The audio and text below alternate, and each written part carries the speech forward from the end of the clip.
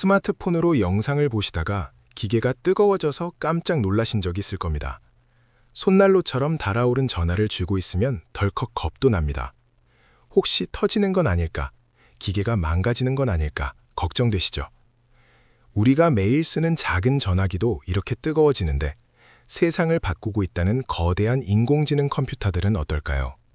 상상을 초월하는 열기를 뿜어냅니다. 수만 대의 기계가 모여있는 커다란 건물 안은 말 그대로 펄펄 끓는 용광로와 같습니다. 기계가 똑똑해질수록 열은 더 많이 나고 그 열을 식히지 못하면 아무리 대단한 기술도 결국 멈춰버리고 맙니다. 이 뜨거운 열을 잡기 위해 전 세계 천재들이 매달렸습니다. 그리고 기적 같은 물질을 찾아냈습니다. 강철보다 200배 단단하고 구리보다 12배나 빨리 열을 빼내며 전기는 100배나 더 잘 통하는 꿈의 소재입니다. 연필심에서 스카치 테이프를 붙였다 떼는 아주 단순한 실험으로 발견된 이 물질은 세상을 바꿀 것이라는 찬사를 받으며 노벨상까지 받았습니다. 미국은 이 완벽해 보이는 소재를 독점하기 위해 천문학적인 돈을 쏟아부었습니다. 네로라 하는 투자자들이 수백억 원을 들고 줄을 섰습니다. 그런데 참 이상한 일이 벌어졌습니다. 16년이라는 긴 시간 동안 돈과 사람을 갈아 넣었던 미국의 대표적인 기업은 결국 문을 닫고 말았습니다. 돈이 안 되었기 때문입니다. 실험실에서는 완벽했지만 공장에서 대량으로 만들어내려니 가격은 금값보다 비쌌고 품질은 엉망이었습니다. 전 세계는 이 꿈의 소재를 실체 없는 환상이라며 비웃기 시작했습니다. 하지만 모두가 포기하고 고개를 돌렸을 때 태평양 건너 우리 대한민국에서 믿기 힘든 반전이 일어났습니다. 미국이 천문학적인 돈을 쓰고도 실패한 것을 한국이 해낸 겁니다. 그것도 세계 반도체 시장의 판도를 완전히 뒤집을 만큼 완벽하게 말입니다. 배달앱은 더 편해졌는데 자영업자는 더 힘들어지는 것처럼 세상 일에는 늘 숨겨진 이면이 있습니다. 미국은 엄청난 자본을 들이고도 실패했는데 한국은 어떻게 성공했을까요? 데이터를 보면 답이 나옵니다. 세상이 얼마나 빠르게 변하고 있는지 숫자를 보면 금방 체감할 수 있습니다. 불과 몇 년 전만 해도 우리는 컴퓨터로 문서를 만들고 인터넷 검색을 하는 게 전부였습니다. 하지만 지금은 인공지능이 그림도 그려주고 글도 써줍니다. 이 엄청난 일을 해내려면 기계의 두뇌 역할을 하는 칩이 수없이 많이 필요합니다. 문제는 이 칩들이 작동하면서 뿜어내는 열기입니다. 인공지능 지게들이 모여있는 커다란 데이터 센터 한 곳이 하루에 쓰는 전기의 양은 웬만한 중소도시 전체가 쓰는 양과 맞먹습니다. 그런데 여기서 정말 놀라운 사실이 있습니다. 그 어마어마한 전기의 절반 가까이가 기계를 돌리는 데 쓰이는 게 아니라 기계에서 나는 열을 식히는 데 쓰인다는 겁니다. 한겨울에 보일러를 펄펄 틀어놓고 열기를 식히겠다고 에어컨을 수십 대 동시에 틀어놓는 것과 똑같은 상황입니다. 반도체 칩 안을 들여다보면 상황은 더 심각합니다. 요즘 뉴스에서 반도체를 아파트처럼 높이 쌓아 올린다는 이야기 들어보셨을 겁니다. 예전에는 넓은 땅에 단독주택을 지었다면 이제는 공간이 부족하니 20층짜리 아파트를 짓는 겁니다. 층을 높이 쌓을수록 데이터를 주고받는 속도는 엄청나게 빨라집니다. 그런데 치명적인 문제가 생깁니다. 20층짜리 아파트 한가운데 있는 10층이나 11층을 생각해 보십시오. 위아래가 꽉 막혀 있어서 창문을 열어도 바람 한 점 통하지 않습니다. 반도체도 똑같습니다. 칩을 겹겹이 쌓아 올리니 칩과 칩 사이에 열이 갇혀서 빠져나가지 못하는 겁니다. 열이 쌓이면 기계는 느려지고 결국 타버립니다.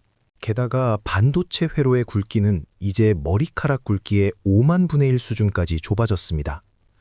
좁은 골목길에 수만 명의 사람이 한꺼번에 몰려가면 이리저리 부딪히고 열기가 오르듯 눈에 보이지도 않는 좁은 길로 전기가 흐르려니 엄청난 저항이 생기고 불덩이처럼 뜨거워지는 겁니다.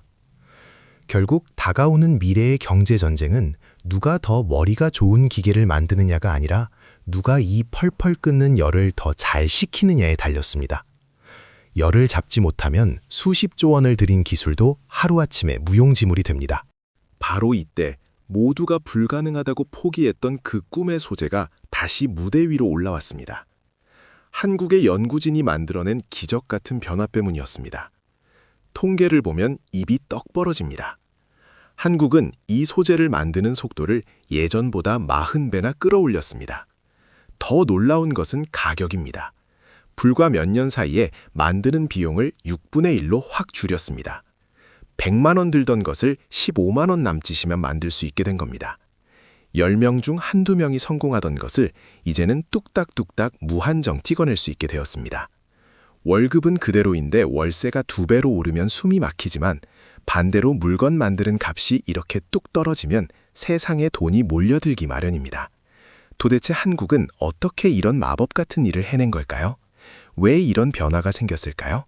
원인을 파헤쳐 보겠습니다. 미국이 실패하고 한국이 성공한 이유를 알기 위해서는 물건을 만드는 방식의 차이를 들여다봐야 합니다. 첫 번째 원인은 기술을 대하는 방향이 완전히 달랐다는 데 있습니다. 미국의 방식을 쉽게 말하면 연필심 같은 흑연 덩어리를 벅벅 긁어서 가루로 만드는 것이었습니다. 가루 형태니까 한꺼번에 많이 만들 수는 있었습니다. 하지만 가루의 굵기가 제멋대로였습니다. 어떤 건 굵고 어떤 건 얇아서 도무지 믿고 쓸 수가 없었습니다. 반도체처럼 눈에 보이지 않는 미세한 작업을 하는 곳에 굵기가 들쭉날쭉한 가루를 뿌릴 수는 없는 노릇이었습니다. 결국 미국 회사들은 이 비싼 가루를 골프공이나 아이스 하키채를 단단하게 만드는 데 섞어 팔았습니다. 최고급 스포츠카의 심장을 자전거에 달아놓은 격이었습니다. 수백억을 투자받았지만 동네 철물점 장사처럼 되어버리니 망할 수밖에 없었습니다. 하지만 한국의 연구진은 처음부터 가루가 아니라 얇은 비닐장판 같은 필름 형태에 집중했습니다. 좁디좁은 반도체 칩 사이에 열을 빼내는 통로를 만들려면 가루를 뿌릴 게 아니라 아주 얇고 고른 막을 덮어 씌워야 한다고 생각한 겁니다. 여기서 한국만의 기가 막힌 기술이 등장합니다. 섭씨 1000도가 넘는 뜨거운 가마솥 같은 기계 안에서 구리판 위에 탄소 원자를 한 겹 한 겹 입히는 기술을 개발했습니다. 마치 뜨거운 철판 위에 얇게 기름을 바르듯 말입니다. 여기에 한국인 특유의 빨리빨리 정신과 제조업의 노하우가 더해졌습니다. 신문사에서 거대한 종이 두루마리가 쉴 새 없이 돌아가며 신문을 찍어내는 것을 보신 적 있을 겁니다. 한국 연구진은 이 신문 찍어내는 방식을 그대로 가져왔습니다. 도자기 장인이 흙을 빚어 가마에 하나씩 굽던 방식에서 거대한 롤러를 팽팽 돌리며 얇은 막을 무한정 찍어내는 대량 생산의 시대를 열어버린 겁니다. 이것이 바로 40배 빨라지고 비용은 뚝 떨어진 마법의 정체입니다. 두 번째 원인은 소비 패턴, 즉 시장의 구조적인 차이입니다. 미국은 물건을 기가 막히게 잘 만들어도 그것을 사줄 든든한 이웃이 부족했습니다. 가루를 잔뜩 만들어 놓고 이거 좋은 건데 어디 쓸 사람 없소 하고 시장을 돌아다녔습니다. 하지만 한국은 달랐습니다. 우리에게는 세계 최고 수준의 반도체를 만드는 삼성전자와 SK하이닉스라는 거대한 공장들이 바로 옆 동네에 있었습니다. 자동차로 한두 시간이면 닿는 거리에 물건을 사줄 확실한 손님들이 버티고 있었던 겁니다. 세 번째는 이 모든 것을 하나로 묶어낸 생태계의 힘입니다. 기술을 개발한 대학교 교수, 그 기술을 상용화하는 벤처기업, 막대한 자금과 재료를 대주는 철강회사, 그리고 최종적으로 그 물건을 사서 반도체에 집어넣는 대기업까지 이들이 한 밥상에 둘러앉아 같이 고민을 나눴습니다. 동네에 구멍가게 하나만 덩그러니 있으면 장사가 안 되지만 커다란 시장이 형성되면 서로 물건을 사고 팔며 다 같이 돈을 버는 이치와 같습니다. 아무리 좋은 기술이라도 사주는 사람이 없으면 죽은 기술이 됩니다. 한국은 처음부터 물건을 사줄 사람과 머리를 맞대고 그들이 원하는 맞춤형 옷을 지어준 겁니다. 이런 구조가 누구에게 영향을 미칠까요? 현장의 숫자를 봅시다. 이 작은 기술의 변화가 우리 경제 전체에 미치는 영향은 실로 어마어마합니다. 숫자를 보면 이것이 단순히 한 기업의 성공담이 아니라 우리 국민 모두의 밥줄과 연결된 이야기라는 것을 알 수 있습니다. 내년 연말이면 경상북도 포항에 커다란 공장이 하나 문을 엽니다. 이 공장을 짓는 데 들어가는 돈만 420억 원입니다. 공장의 크기는 축구장보다 넓고 먼지 하나 없는 깨끗한 방에서 1년에 30만 제곱미터의 필름을 찍어냅니다. 여의도 면적의 10분의 1을 덮을 수 있는 엄청난 양입니다. 이 공장이 돌아가면 어떤 일이 벌어질까요? 단순히 공장 직원 몇백 명 월급 주는 것으로 끝나지 않습니다. 전국의 반도체 공장들이 이 필름을 사다 쓰게 됩니다. 최신형 반도체 하나를 만들 때마다 들어가는 재료비가 확 줄어듭니다. 불량품이 나오는 비율도 뚝 떨어집니다. 반도체 회사가 돈을 더 많이 벌면 그 회사의 주식을 가진 수백만 명의 국민들도 이익을 봅니다. 회사가 세금을 많이 내면 나라 살림도 넉넉해집니다. 이게 바로 경제가 돌아가는 톱니바퀴입니다. 우리가 잊지 말아야 할 뼈아픈 기억이 하나 있습니다. 불과 몇 년 전 이웃나라 일본이 갑자기 반도체 만드는데 꼭 필요한 약품 3가지를 안 팔겠다고 으름장을 놓은 적이 있습니다. 그때 온 나라가 발칵 뒤집혔습니다. 우리 집 기둥을 세우는데 옆집에서 못과 망치를 빌려주지 않겠다고 하니 당장 집이 무너질 판이었습니다. 하지만 그때 우리는 뼈저리게 깨달았습니다. 남의 손에 내 밥줄을 쥐어주면 언제든 굶어 죽을 수 있다는 것을 말입니다. 그 충격 이후로 우리는 이를 악물고 우리만의 기술을 키우기 시작했습니다. 놀랍게도 지금은 상황이 180도 바뀌었습니다. 그때 우리 목줄을 쥐고 흔들려던 일본 회사들이 이제는 제발 자기들 물건 좀 사달라며 한국에 공장을 짓고 고개를 숙이고 들어옵니다. 통계가 증명합니다. 열을 빼내는 방열 필름 시장에서 우리는 이미 일본을 추월했습니다. 절대 무너지지 않을 것 같던 일본의 독점 구조가 한국의 끈질긴 기술력 앞에 모래성처럼 무너져 내리고 있습니다. 이것은 단순히 물건 하나 더 팔고 덜 파는 문제가 아닙니다. 국가의 명운이 걸린 생존 게임입니다. 50대, 60대 시청자분들은 IMF 외환 위기 때 나라 곳간이 비어서 얼마나 피눈물을 흘렸는지 생생히 기억하실 겁니다. 산업의 뼈대가 흔들리면 평범한 사람들의 일자리가 날아가고 가장의 어깨가 무너집니다. 지금 반도체 시장에서 벌어지는 소재 독립은 총성 없는 전쟁터에서 우리 스스로를 지키는 가장 강력한 무기를 만들어낸 것과 같습니다. 이 기술 하나로 수만 개의 일자리가 지켜지고 수십조 원의 국부가 밖으로 새어나가는 것을 막아낸 셈입니다. 누가 이익을 보는 구조일까요? 데이터를 보면 명확합니다. 이 거대한 변화의 중심에는 눈에 보이지 않는 거대한 시스템이 자리 잡고 있습니다. 우리가 미국이라는 거인을 이길 수 있었던 진짜 이유는 똑똑한 발명가 한 사람 때문이 아닙니다. 나라 전체가 하나의 몸통처럼 움직이는 구조를 만들어냈기 때문입니다. 기술적인 원인, 문화적인 원인, 구조적인 원인이 절묘하게 맞아떨어졌습니다. 기술적으로 우리는 기계를 만들고 부품을 조립하는 데 세계 최고의 감각을 가지고 있습니다. 쇳물을 녹여 철판을 만들고 그 철판을 썰어서 배를 만들고 자동차를 만들던 그 손끝의 기술이 이제는 눈에 보이지 않는 얇은 막을 찍어내는 데 쓰이고 있습니다. 인공지능이 똑똑해지고 모든 것이 자동화된다고 하지만 결국 그 최첨단 기계를 돌아가게 만드는 것은 땀냄새 나는 제조업의 튼튼한 뿌리입니다. 문화적으로는 우리의 빨리빨리 문화와 끈기가 한몫을 했습니다. 문제가 생기면 밤을 새워서라도 원인을 찾아내고 기어이 고쳐놓고야만은 지독한 근성입니다. 공장에서 불량품이 나오면 한국 회사들은 기계에 인공지능 카메라를 달아서 눈 깜짝할 사이에 불량을 찾아내는 시스템을 만들어버렸습니다. 미국 사람들이 가루 굵기가 다르다며 한숨 쉬고 포기할 때 우리는 불량품이 아예 나오지 못하도록 감시망을 촘촘하게 짜버린 겁니다. 하지만 가장 중요한 것은 구조적인 힘입니다. 중앙정부와 지방자치단체가 소매를 걷어붙이고 나섰습니다. 공장을 짓겠다고 하니 세금을 깎아주고 연구할 공간을 내어주고 외국에서 똑똑한 기술자들이 들어올 수 있게 비자 문제까지 한 번에 해결해 주었습니다. 지방도시는 시의 돈을 수십억씩 보태가며 회사를 유치했습니다.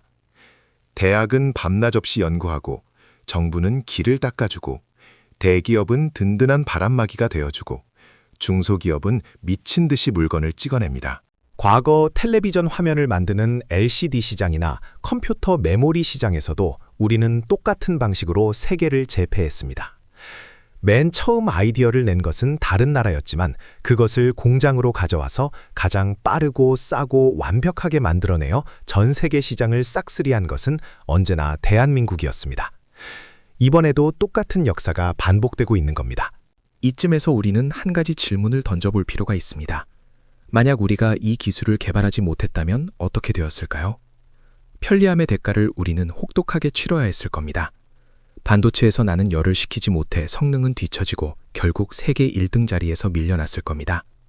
공장들이 문을 닫고 세금은 줄어들고 우리 자녀들이 다닐 좋은 직장도 사라졌을 겁니다.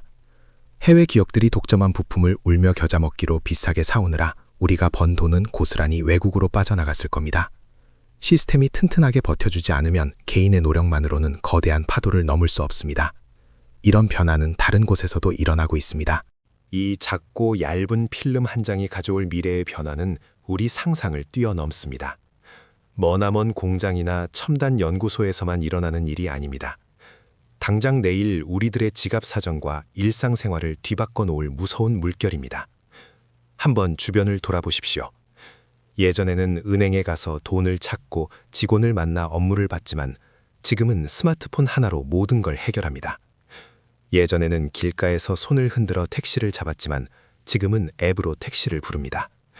이 모든 편리한 생활이 가능해진 이유는 데이터를 처리하는 속도가 엄청나게 빨라졌기 때문입니다. 만약 반도체의 열을 완벽하게 잡아낸다면 우리 일상은 어떻게 변할까요? 여러분이 매일 쓰는 스마트폰은 지금보다 절반 두께로 얇아지면서도 배터리는 일주일 내내 갈지도 모릅니다. 한 번 충전하면 부산까지 간신히 가던 전기차는 열을 효율적으로 관리하게 되면서 한 번 충전에 서울과 부산을 왕복하고도 남게 될 것입니다. 기계가 뜨거워지면서 버려지던 전기를 아끼게 되니 나라 전체의 전기요금 부담도 줄어들 수 있습니다. 겨울에 보일러 틀고 여름에 에어컨 트는 비용이 줄어드는 것처럼 우리 삶의 유지비가 획기적으로 낮아지는 겁니다. 하지만 장밋빛 미래만 있는 것은 아닙니다. 등골이 서늘해지는 위협도 생각보다 빠르게 우리를 향해 다가오고 있습니다. 가장 무서운 상대는 바로 중국입니다. 중국은 지금 국가가 천문학적인 돈을 대주면서 저가형 시장을 무서운 속도로 집어삼키고 있습니다. 예전에 동네 슈퍼마켓들이 거대한 대형마트가 들어오면서 속수무책으로 무너졌던 것처럼 막대한 자본과 싼 인건비를 무기로 밀고 들어오는 중국의 공세는 매섭습니다. 그들이 지금은 싼 가루를 만들고 있지만 언제 우리 기술을 훔쳐가거나 베껴서 얇은 필름까지 만들어낼지 아무도 모릅니다. 10년 넘게 피땀 흘려 쌓아 올린 기술의 장벽도 하루아침에 무너질 수 있습니다. 게다가 세상에는 영원한 1등이 없습니다. 우리가 이 소재에 매달려 있는 동안 지구 반대편 누군가는 전혀 다른 새로운 물질을 만들어내서 시장의 판을 또 한 번 뒤집어 엎을지도 모릅니다. 기술의 세계에서는 어제의 정답이 오늘의 오답이 되는 일이 비일비재합니다. 준비하지 않은 자는 무자비하게 도태되는 것이 냉혹한 시장의 법칙입니다. 우리는 지금 아주 중요한 갈림길에 서 있습니다. 전 세계에서 유일하게 꿈의 소재를 대량으로 만들어낼 수 있는 나라, 그리고 그것을 사줄 수 있는 세계 최고의 반도체 회사와 자동차 회사를 모두 품고 있는 나라. 이 엄청난 기회를 쥐고 있는 나라는 현재 대한민국뿐입니다. 하지만 이 기적 같은 우위를 언제까지 지켜낼 수 있을까요? 미국이 실패했던 길을 피하고 우리만의 생존 방식을 찾아냈지만 미래의 경쟁은 이제 막 시작되었을 뿐입니다. 값싼 무기로 덤벼드는 경쟁자들을 따돌리고 매일같이 쏟아지는 새로운 기술의 파도를 넘어야 합니다. 이 치열한 경제 전쟁터에서 우리는 과연 언제까지 웃을 수 있을까요? 편리하고 풍요로운 미래와 모든 것을 빼앗길 수 있는 위기 사이에서 우리는 어떤 준비를 해야 할까요? 선택의 시간은 그리 많이 남아있지 않습니다. 여러분은 우리의 내일이 어떤 모습일 것이라 생각하십니까?